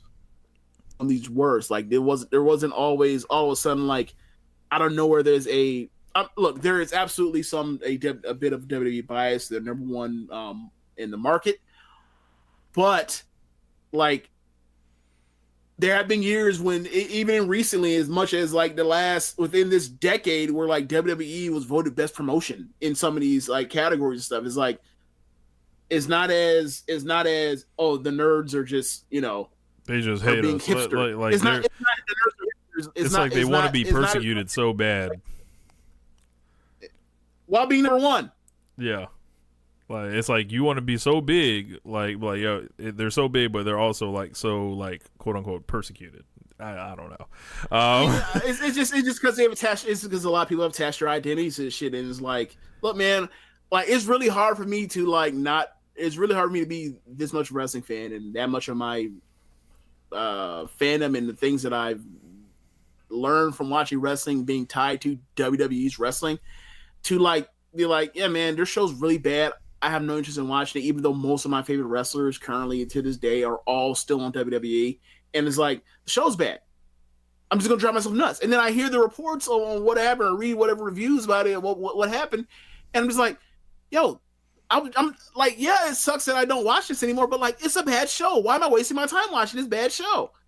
Bro, this has been just like. You want to talk about Cedric Alexander now? It's a segue. Yeah. Extreme Rules. So, we'll get to the mixed title match in a second, but the Undertaker. Oh my God, I forgot about that. Yes, the main event. By the way. Oh no, I thought you were talking about Raw. Okay, you're talking about the main event for Extreme Rules. I thought you were talking about. The mixed elimination tag match. What the fuck? These people, this doctrine of no wrestling on Mondays, but they don't have to follow the same rules on Tuesdays because they have the little fucking box and all that, and they're doing a mixed tag elimination match. What the holy fuck is that? I don't know, man. I heard it, I was like, wait, what? Like, you can't, like, I thought what was going to happen was, or would assume what happened was that, like, Becky stays around, and then Becky, like, plays into the finish. But she's like holding on to the tag rope and shit. But right. She can't tag in. Like, but also, is that the best idea considering, like, you have the babyface for the 2-on-1 advantage? So what the fuck are we doing here? Like, this was not thought out. Like they did the whole thing. They did the whole thing with Lacey, and like that's cool because it takes away it takes away that advantage. It's like, look, man, like y'all could have just had a match with Andrade and Seth and called it a day, right? And this doctrine of no wrestling on commercial breaks has forced them into a bunch of unnatural match endings, weird stipulations, and 2 out of 3 fall abuse. And all of a sudden, people are getting beat like it's the fucking Survivor Series and are losing to a snapmare and shit. And then they'll go to the pay-per-view and magically be able to wrestle 20 whole minutes and shit. There's just like, it's just exposing the business. Like, so that's my rant for, the TV shows and everything like that. But the Cedric Alexander thing, oh my God. When I heard about this, imagine if Chris Jericho in Slamboree 1998. Imagine if Cyclope, aka Dean Malenko, had got thrown out of the ring by Juventud Guerrera and then unmasked. That's essentially what they did with Cedric Alexander. So he's in a match where he's the janitor fucking guy after they walked around the building and were picking out dudes or whatever. Roman Reigns has this quote-unquote secret plan. By the way, I'm hearing Roman Reigns has the charisma of a Roman Reigns standee during all this, and he looks like he's totally checked out on this shit. They do the classic angle of babyface has a mystery babyface partner to come help them, but since Drew McIntyre's not allowed to lose to anyone but Roman Reigns, and Shane McMahon can't lose to anybody. How long has it been since Shane has lost, James? Himself pinned? Yes. Don't tell me Hell in a Cell last year. Or like 2 years ago. I feel like he has not lost since at least Hell in a Cell 2 years ago. Against Owens, right? Yes. Okay, so he didn't lose against wait, did he get pinned in he may have got pinned in a Survivor Series match. Survivor Series. Jared, when your boy Triple H shot 3 angles in one night. Yeah. So I think it's the last time he's been pinned or submitted. Good. That I can remember. And yeah, he's or was it last year's Survivor Series? Was he on the team? I can't remember. I feel like he was. And he got he was. He got his ass whooped or whatever else. Because you remember he pretty much was the last one to go on. He was like the last Survivor, he's the last SmackDown person, and he was talking all. He did the Siege Part 2, and he threatened everybody on SmackDown. I was like, if we lose, I can't stand losing my sister. And then they lost 6-0 because the one that they won doesn't count for some reason because they can't do anything right. So yeah, it's been at least since November of last year. Shane McMahon's not allowed to lose. So what do they have to do? They have to beat Cedric Alexander, who hasn't been seen in ages, literally since that Cesaro match. This guy, and then he was doing 24/7 fuckery around everywhere, but. In any other time in wrestling, he not only would have won, he would have rolled Shane McMahon up, they would have went crazy, he would have ran out the ring, pulled the fucking hood up like it was fucking Scooby-Doo. Oh, my God, it's Cedric Alexander. And it's like a cute thing, and then you can lead that into Drew McIntyre being pissed, and Drew McIntyre asked for a match against Cedric Alexander before, and then them two do a good fucking match. Like, how hard is this, James? All right, like, we talk about this, right? You booked a match where two people shouldn't lose. How do you get out of it? Like, that in perfect time for... Cedric is running wild like he ran wild, so like he's about to pin so-and-so, so like out of nowhere, so like for some reason they get a DQ. And then Roman makes a save like how he made the save. And then they do the reveal, and then eventually you have something to do eventually, and you can beat Cedric later. This is why this company has a broken machine. This company cannot create... But losing was just like absolutely out of the question. It should have been out of the question. This is why there are no stars. There is no one they can elevate. This is why you put somebody in there, you make him look like a fucking geek by beating him, and then have him celebrate like he won the fucking Universal title or some shit. And you wonder why the crowd's just sitting there looking at you like, huh? What is this? And this is supposed to heat up the return of The Undertaker. Imagine having The Undertaker at your disposal and not starting the fucking music to do a distraction finish for Shane McMahon. You have all the hokey Undertaker shit at your disposal, and you decide to use none of it. Yeah. I mean, and also, like, one thing I want to go back on is you said, like, there's a reason why they don't make stars. Like, well, let's not even focus on that. Like, for TV, there's legs in Cedric Alexander not being beaten so that people will give a fuck about for the heat when that y'all get off of beating him again. Or not beating him again, but beating him for real this time, as opposed to, oh yeah, like we didn't beat him, but we're going to. And he's like, oh, he's somebody we might care about. Like, it could have postponed that down the line. Like, I don't, Like, do Roman Reigns and Cedric Alexander ever fucking interact again, ever? I don't know. Is he interacting with his cousin? They got whooped on a couple weeks ago. What's his name? Lance Anoa'i? Right? We have not seen that gentleman since. Yeah, so I would say no. So Cedric Alexander will be back to chasing the 24/7 title, and we will never ask him about this thing again. Like, this would have been the time to bring the Undertaker's old ass out, and I don't know if this is a deal where he just don't want to work, another show. Was it in? No idea. All right, well, it's probably like, you know how he is. Like, I'll come if it's in Texas. Look, you would think that would be it, but he showed up to fucking Everett, James. Like, that's to Everett, fucking Washington. So that's right. Imagine booking this angle, right, and not having them do a beatdown for the Undertaker to save these two fuckers, and then like having them stand up Cedric Alexander and then shake his hand and then shake Roman's hand, and you go off the air like that, and you put Cedric Alexander in there, like, pretty much to get sacrificed for simply a beatdown rather than a loss or whatever. But, like, you give him, like, something like when have the Undertaker look at him or something, and then be like, and next week we have to ask Cedric, how did you feel about the Undertaker, showing up? Like, what did you feel in the ring? And then, he gets to express his gratitude for the Undertaker or whatever. I don't know. Right. Something. Like, there's so many cool things you can do that they choose to just do, like, literally option, like they want to do option 29, of what motherfuckers want to do. Yeah, and the thing is, like, if they pick, even if, but it's also the thing that you get frustrated because ultimately, in a vacuum is not the end of the world. But with the history that you have of eventually will this eventually pay off into something? No, probably not.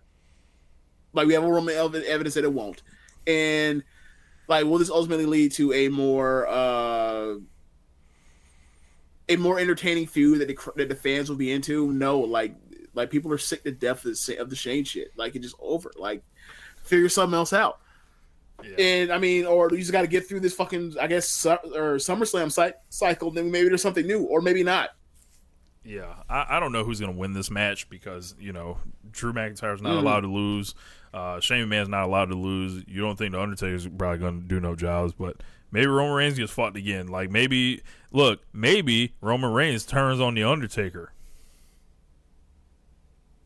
So we're doing this like 2 years too late, or 27 months too late. Hey, 28 months too late. If it was my company, 29 months too late. 30 months too late. If it was my company and they've demonstrated no ability to book him as a babyface right now, if he beats the Undertaker's ass after the match, my God, in Philadelphia, they might have some. Like, you want your angle for the summer, you want attention, you want to take the news cycle, like from fucking AEW, like whatever they do Saturday night, you want it going into Monday morning, going into your flagship television show, turn Roman Reigns' ass after the match. Right, but okay, so I could see that, but then like, who's going to eventually face him? Seth. Okay. And he beat Seth ass at whatever pay-per-view, and takes the belt, and I don't know, but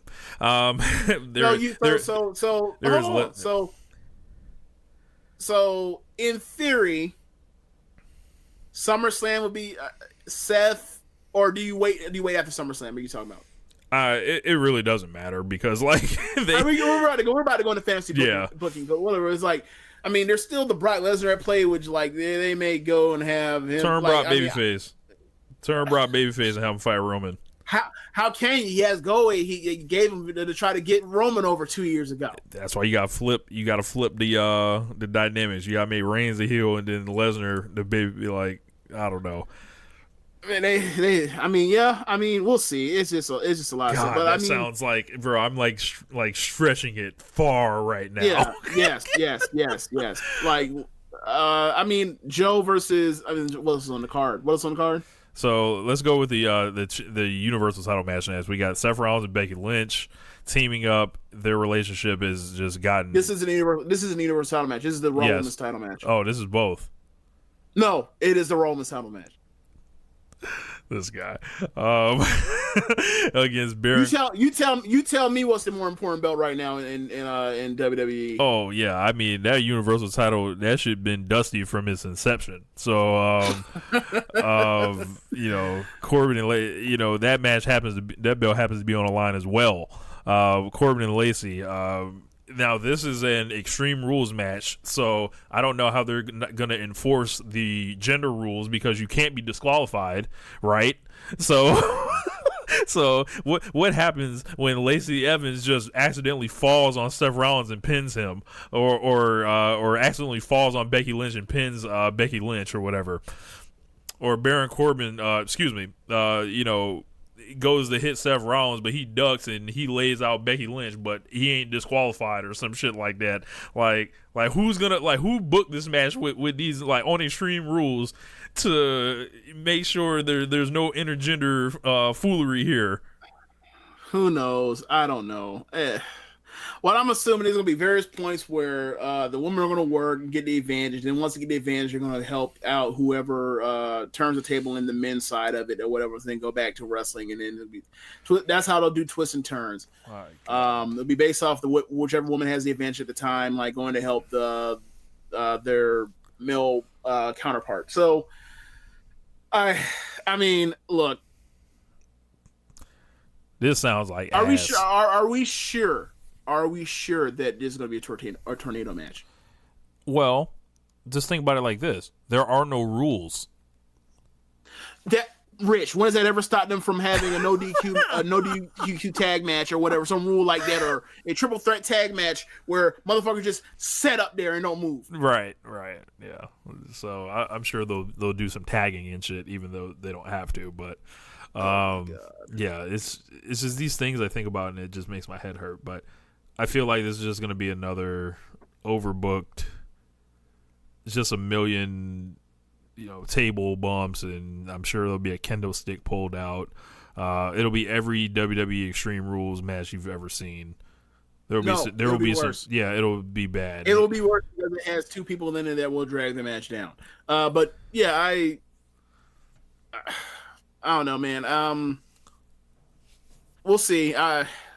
It's Becky and Seth. I'll give them the benefit of the doubt, and like if it sucks, I'll kill it. But whatever. I'll be waiting on you, Mr. I'll be waiting on you, Mr. Rollins. Oh, but on a positive note, AJ versus Ricochet. AJ versus Ricochet is on the match on the card for the United States title. They wrestled twice, and due to me not watching Monday Night Raw, I did not see either one of them, so I did not have to worry. Both matches were matches that both were ridiculously short because of their no wrestling stuff, but the action they had in the ring was great. Awesome. So I expect 4.5, awesome. at least. So I don't, it's not often that AJ Styles isn't the better wrestler in the ring. Some people think AJ is washed now. That sentiment is out there. I think he's still like good, but I don't think he's great anymore. But he can be great on a given night. Look, washed with the best match on the main roster this year. Right? Like, define washed. So, like, if you're saying, look, decline, absolutely, sure. Washed, washed like he should be in the league. Let's not do this. Like, come on now. Yeah, that sentiment's out there. But Ricochet and AJ, I'm glad I haven't watched either of them. So I'm coming into this with fresh eyes. So hopefully they pull something off. AJ is a heel now, and we'll see if how his confidence goes and it gets lean. It was a nice multi-week turn, and I can't speak for the backstage talk and whatever they're having, but out in front of the crowd, like, because I watched both matches, I thought it was well done. It also reminds you a lot of when he turned on Cena. Gotcha. Another big match. We got Kofi Kingston and Samoa Joe for the WWE Championship. Kofi's dealing with a back injury.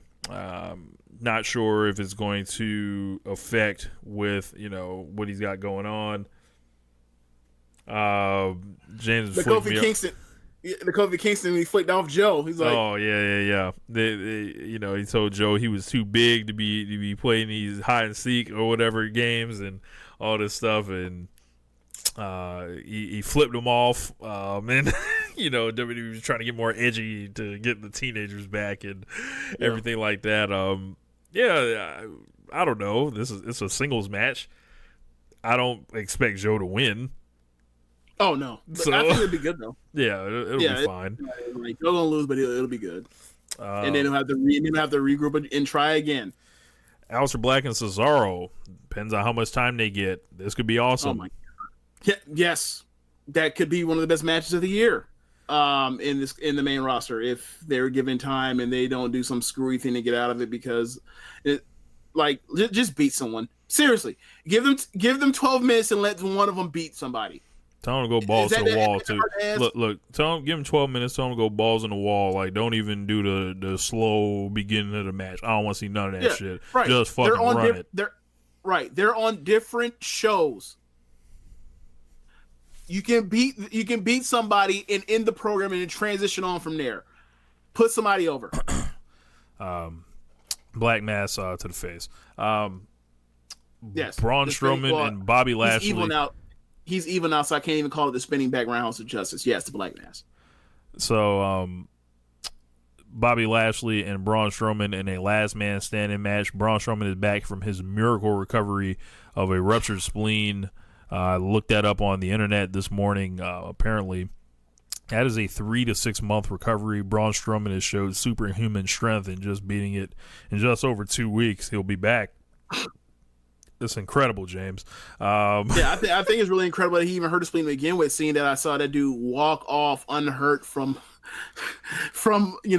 getting backed inside of a ambulance cabin into a wall at high speeds. Also, that man was once crushed by a trash compactor before. He was going for a week. Yeah, just amazing. But yeah. I don't know. This should be a war. I'd let these guys go about 7 minutes and have them just hit each other with a bunch of weapons and see who doesn't get up. Yeah, I think this match is definitely This is good booking, right? It's like they've had two gigantic, strong guys beat the shit out of each other. They literally did the pyro works to get over how big and strong they both are. And then they're going to do a match where they don't have to do much wrestling. It's a plunder match where they just do awesome stuff. Good job. So I think they're going to have good. I'm pretty sure they're going to have a good match because it is really hard to fuck with WWE last man person standing match. This is a test. Go get your 3.5 stars. This is a test. Like the old wrestler. This is the test. I'm confident they'll have a good match. Yeah. I'm confident they'll have a good match. Revival, because you can say what you want to about Lashley. I believe he does. I believe he does try really hard, and I believe Strowman the same. So yeah. And we got a tag team match for the Raw Tag Team Championships, which are never ever defended. They haven't been defended since WrestleMania on pay-per-view. The Revival will be taking on the Usos. The Usos, of course, are a SmackDown team, I believe, but this whole thing is all crossed up because of the wild card rule that they no longer mention. No, the Usos moved to Raw. See, remember the Usos were on SmackDown forever, right? Okay, and then they moved to Raw, and then it was like, wait, so like, the cousins can't be on the same. They just can't be together, huh? But apparently they can. Well, they can now because the wild card rule continues, whatever. But forever. Yeah, that's my point. Permanent shakeup. Yeah, we were probably in like week 16 of the wild card we're in like week 16 of the superstar shakeup. That's what we're really right. But yeah, so I guess the match should be good. Maybe they get time. Maybe not. It'll be great. Yeah, they get time. It'll be great. Got a triple threat tag for the SmackDown belts. Dan Bryan and Rowan against the New Day, Big E and Xavier against Heavy Machinery, Tucker and Otis. So a bunch of wrestlers that are going to try hard, and we'll see. Should be a really good match. Should be entertaining. Hopefully they get time. I'd like to get Dan Bryan out of the tag team scene here, but I mean the promotion ain't doing nothing worthwhile anyway, so whatever. Eventually we'll get this Dan Bryan and Roman Reigns popped off, and we'll be able to actually generate some fucking interest here. But they don't seem to be interested in that. They'd rather have Shane McMahon going around with Roman Reigns for 4 months at a time and sucking up all the goodwill out of the fan base and causing us to dump our head in the fucking sand. Sorry, I was just fucking going. Yeah, so that's another one. So I was thinking about the turn Roman heels, like, so he's gonna fight Shane. They're gonna make Shane OP and this annoying and kill the sex drive for everyone. And watch this fucking show for months on end, and just to turn Roman heel. Can you fucking imagine? Clean break them off from that program. Like, how I'm going another direction. Shit. No, not a clean break. It's like, no, bro. Like, if you do that, Shane has to go away. You can't have Shane and Roman as both his heels. Right. Like, you can have Undertaker and Roman Reigns beat their ass, and then you think they celebrating, and then Roman Reigns just lays this old fuck out. Like, I know a lot of Roman Reigns fans that would actually welcome this. Now years later, yeah, they still mad about. Yeah, they still mad. Like, look, man, I don't want to see that because I'm pretty sure if they do that, that means we're going to get a match. Yeah, I don't want to see another match. That's true. That would be, woo, bro. If the Undertaker and Roman Reigns did another match, I want that shit going a minute. And Roman Reigns like, bro, destroys him. I have to retire you again. I'd be like, your ass came back. Like, ain't nobody telling your ass to keep coming back. Bro, I would love if Roman Reigns did that shit. like last time I retired your ass, they booed me on national television for 10 minutes straight and they called me an asshole. Like, nah. What else we got on this damn card? We've got, oh my god, the fucking women's title. My god. Bayley will be defending in a handicap match against Alexa Bliss and Nikki Cross. Now, have you heard about this shit, James? I think I have. Go ahead, fill me in. Fucking god. So WWE's obsession with Alexa Bliss must fucking continue at all costs. The bending over backwards to put her in this match has just reached new fucking levels, like ASAP Ferb out here. Then she had a Nikki sinus infection this week. Well, hold on. Didn't Nikki win a match to get Alexa a title shot? The reason that was created was because she had a sinus infection and they did not want to take her out of the match. But they wanted angles being done for this to establish this, so therefore it is now a handicap match. They just won't be like, all right, Alexa, healthy scratch, you have a sinus infection, it's okay, we'll just have Bayley go around Nikki Cross, we'll do it later, but it is so important to get whatever going right now. So this scares me, makes me think they about to take the belt off Bayley. And so they're gonna make Alexa the Raw Women's or the SmackDown Women's Champion, even though she's on Raw. You know they don't give a fuck. I mean, whatever. I just think that from what I've heard, the story is that Alexa is being manipulative and is playing on this dumb baby face. Yep. So, and everybody under the sun is saying, look, man, she's playing you, but no, you don't understand me. We're real friends. You don't understand what a relationship's like. So you don't know her like I know her, Slim. No one does.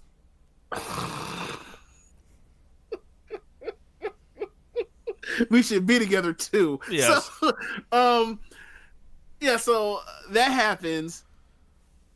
I just thought about the line that Eminem wrote, Stan, where he says, "What this shit about us wanting to be together? This is not want to. Memphis does not want to meet each other." Eminem homophobic out there. Wait, what? Eminem's like, wait, what? Eminem like, hold on, bro. I don't be doing that. I don't be doing that shit. Eminem like, I don't be doing that shit. No. Like, bro, you ain't heard this first album. You think I'm with that be together shit? You didn't hear the blatant homophobia on my first album. You don't think...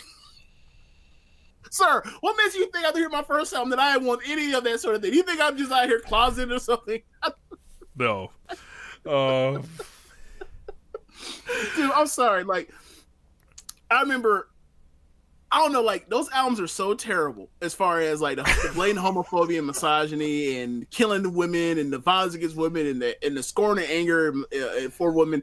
But it was like, yo, like, that's wild because, like, these albums are fucking fire. These first 3 minute albums are fire, but they're like, the subject matter and the stuff he talks about are terrible. But, like, yo, man, I can't ever, like, get rid of it. Like, R. Kelly, go away. Like, but the Marshall Mathers LP, Eminem Show, what's the other one? Slim Shady LP, Eminem Show.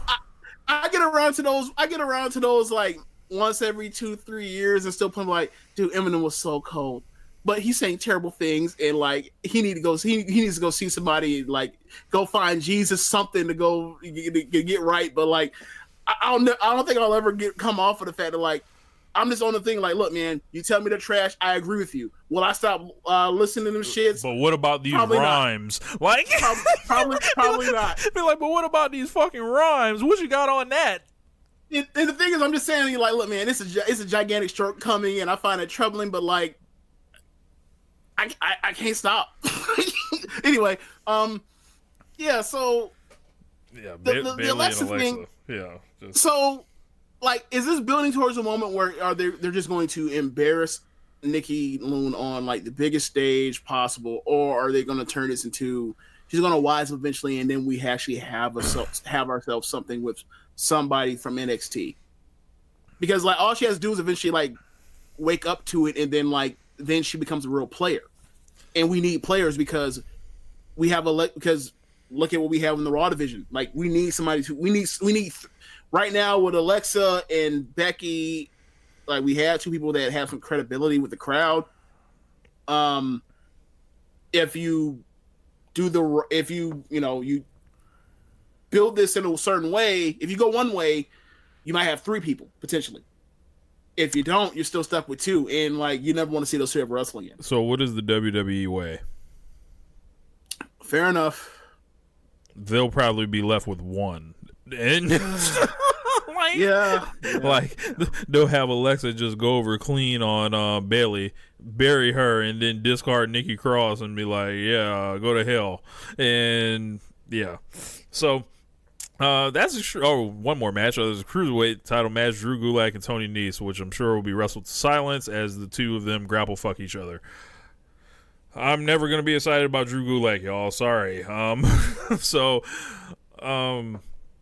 I tend to like the Drew Gulak matches. Like, I mean, he's not to me anyway. He from matches I've seen this year, he wrestles the exciting technical. Like, he's much more like Daniel Bryan than he is like a Zack Sabre Jr. Gotcha. Like for me, I get like on the matches I've seen with him on NXT, I've enjoyed all of them. I found it to be entertaining. I found it to be refreshing and something that breaks the pace and not in one of those boring ways that some of these most technical marvels can be. So like, but you know, I don't know how it's going to work as far as the crowd, because the crowd just, I mean, they're in Philadelphia, so you might have a shot because Gulak's from there, but we'll see. Yeah. Overall, Finish show was riding for this card pretty early in its early stages, pretty hard.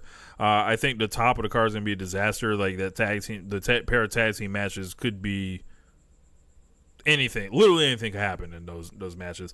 Ricochet and Styles should be good. Black Cesaro is good. The tag matches are good. I just feel fortunate I didn't have to watch any of this build up and go through the horrible television that led to this stuff, so we can just judge this card when it happens. Yeah. So, how many matches would you say in that card are the money matches? Like, those are things that drew people to the building. The Seth and Becky match, the Roman and Shane match, and would you say the AJ and Ricochet match, or no? Yes. Okay. Anything else you want to say is a money match? No. Joe Kofi by any chance? No. Okay, so